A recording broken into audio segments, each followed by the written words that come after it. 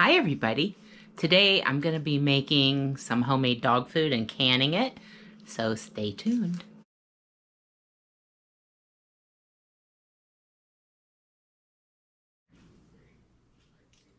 So today I'm going to make some homemade dog food and then I'm going to can it. So I do this periodically from time to time when I clean out my freezer, or in this case I want some backup because my dogs are primarily raw fed.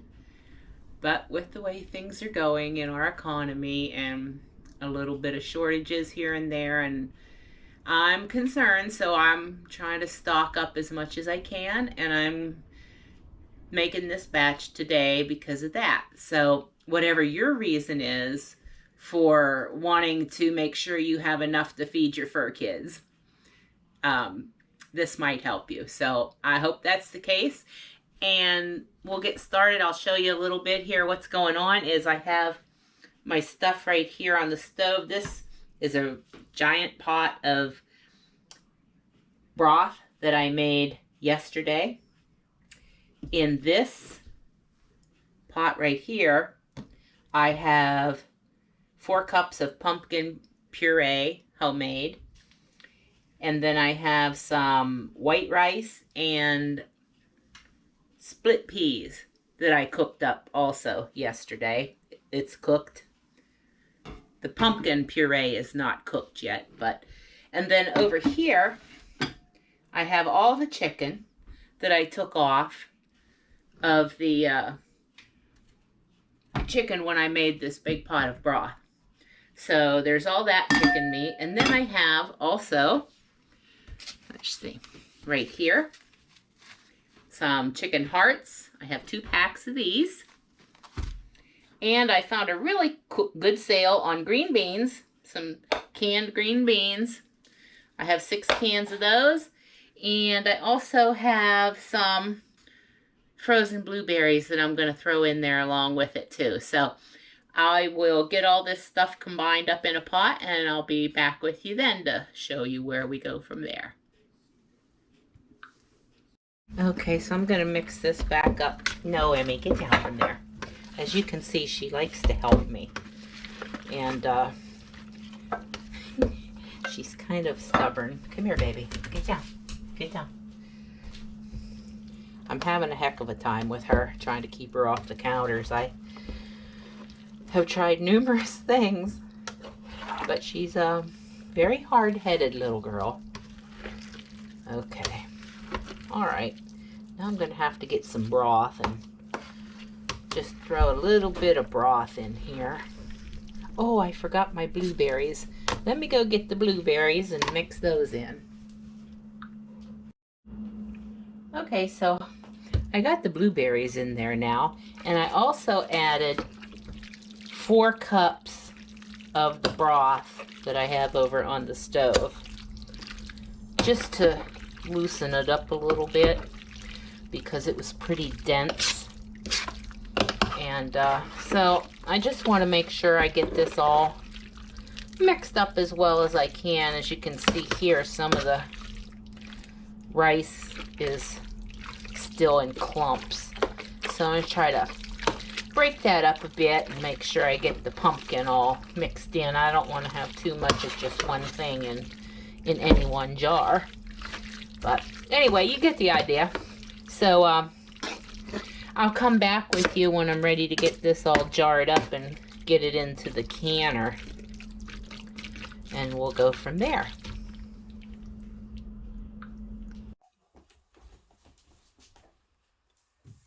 Okay, so now we'll start putting it in the jars and putting it in the canner. So since I made a lot of this yesterday, this isn't going to be hot, so everything's going to start from cold. Cold canner, cold broth, cold dog food, cold jars. Now I have already cleaned these jars, and they are clean and ready to go. And you always want to inspect your jars also. Check the rims to make sure there is no chips, because if there's a chip or a crack in the rim, the lid won't seal tight. And also you want to look at the bottom too and make sure there's no cracks on the bottom of your jars. So what we'll do is we will get started here. And I take a jar, I'm using the wide mouth jars today because it's easier to get the denser foods out. So I just put my funnel on the jar. And for this funnel, some of you may be curious. I thought it was kind of cool, so I bought it. I'll put the link to it in the description where I got it from on Amazon. And that way, if you want to get one, you can do it. I like it because it has the little markings on it for how much headspace it tells you. If you're not familiar with canning and you're just learning, it gives you a guide as to where your headspace would be in here. So I just fill up the jars as much as I can with the dog food. And all of this is cooked. All of this dog food is cooked already, except for the hearts that I put in there.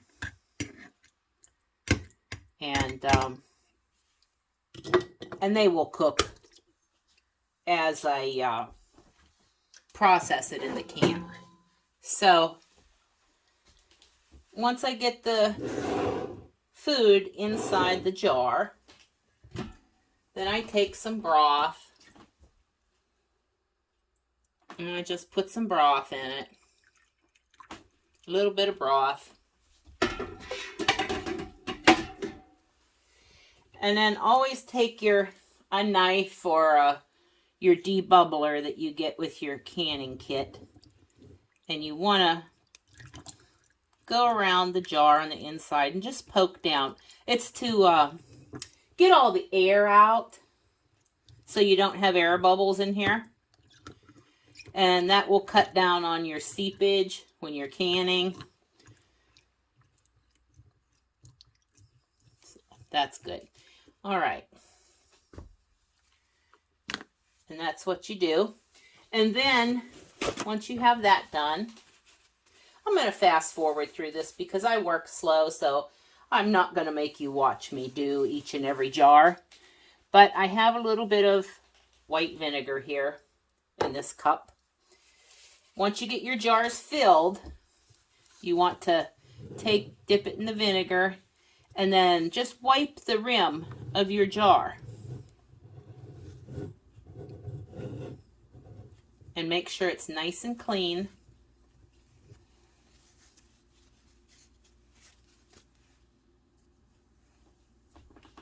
And then you can take a lid and I should have had these in just some hot water. It's not recommended that you simmer the lids anymore. It used to be, but now they say you can just have them in some hot water, or you don't really even have to do that anymore. So since I forgot to put mine in the water, I'm just going to run them under a little hot water right now. Okay, so there you go. One lid that came out of some hot water. Put it on. Take a ring. Put the ring on. Only finger tight. Don't wrench down on it and tighten it up a lot. And one other thing. Someone's probably going to bring it up in the comments. I know. Is they don't recommend you can rice. And the reason being is that when you can rice, it gets sticky and gooey, and it's not just pleasurable then to eat. But being that this is dog food, and the dogs don't care if it's a little bit sticky, besides it's mixed in with everything else and with the chicken broth and everything, so they will really like that and it'll be fine. But just make sure you cook your rice first when you mix it in here. And then what you do is, after you get your lid on, then just take your jar and you put them in your canner. Okay, now I'll go ahead and do the rest of these, and then I'll be back with you.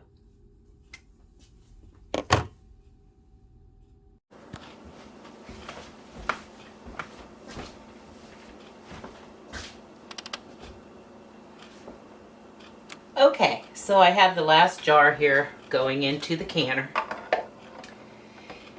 And this is a Presto canner. Each canner has different specifics as far as how much water to put inside.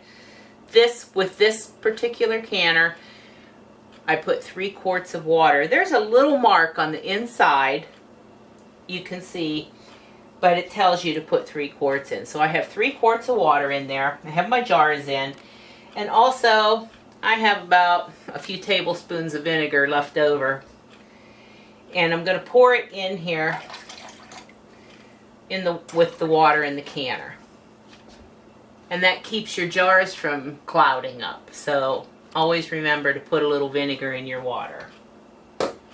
So that is what I'm gonna put the lid on now.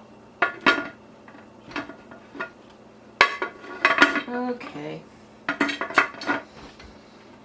You have to line up, there's 2 little marks here on this particular canner. You line it up, and then you just push down a little bit and you tighten it up. Each canner is a little different. It'll depend on what type of canner you have. And then what we'll do is, now earlier I said about everything being cold.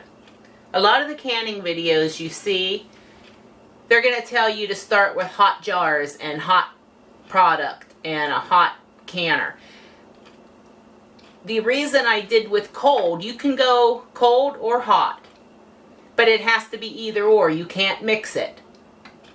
So we're starting with everything cold today, and I'll just put everything in here, turn it on, and let the temperature come up. Everything will warm up together. And then once it gets up and I have a steady stream of steam coming out of this little top thing here, and once it starts to do that, I'll show you what it looks like. Once that happens, I'll time it for 10 minutes and let it release some pressure that way, and then we'll put this weight on and start our processing time.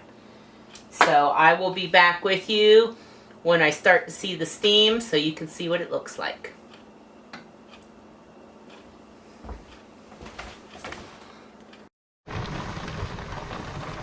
Okay, you should be able to see the steam coming out from here.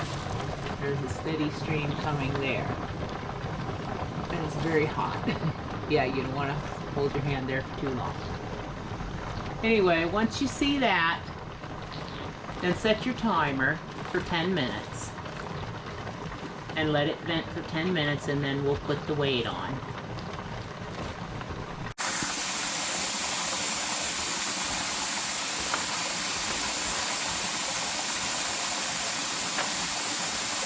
Okay, the 10-minute timer went off, so now I'm going to take my weight, which in my case is a 15-pound weight because I'm in a higher elevation. So it'll depend how your elevation is, how high you are, how much pressure you put on it. This is a 15-pound weight.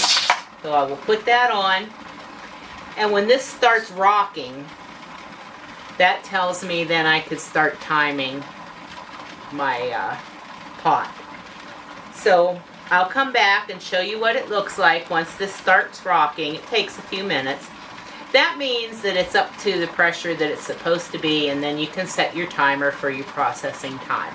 In which case this will be 90 minutes because it has meat in it and they're quart jars, so they have to be processed for 90 minutes.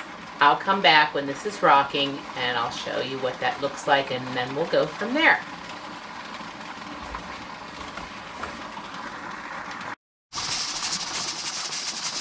Okay, here we are, and my weight is rocking. Once you see your weight start to rock like that in a gentle rocking motion, then you can set your timer for your processing time. So I'll set mine for 90 minutes. And you'll also notice this little thing popped up here also.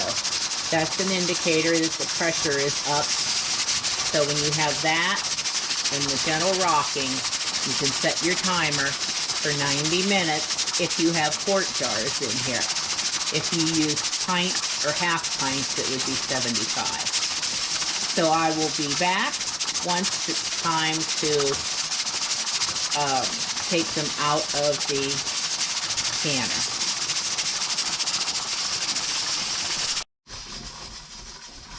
Okay, the vent lock dropped, and we're going to open up this pot and take the jars out.